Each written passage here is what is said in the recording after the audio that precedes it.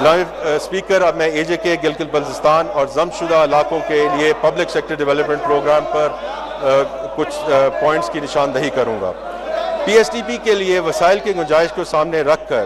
वफाकी हुकूमत को मुतवाज़न इलाकाई तरक्की को यकीनी बनाने और तरक्याती खला को दूर करने के लिए आज़ाद जम्मू और कश्मीर, गिलगित बल्तिस्तान और खैबर पख्तूनख्वा के नए जमशुदा अजला की तरक्याती ज़रूरियात का ख्याल रखना होगा। इस सिलसिले में वफाकी हुकूमत ने 2025-26 में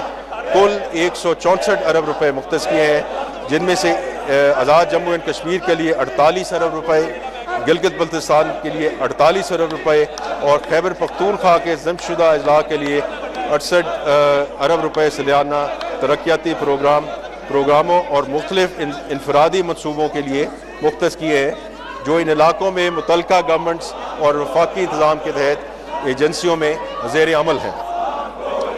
वफाकी हुकूमत आज़ाद जम्मू कश्मीर, गिलगित बल्तिस्तान और KP के जमशुदा अजला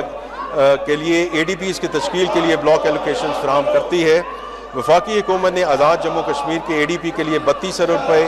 गिलगित बल्तिस्तान के ADP के लिए 22 अरब रुपये और जमशुदा अजला और साबिक 10 साला फाटा प्लान के लिए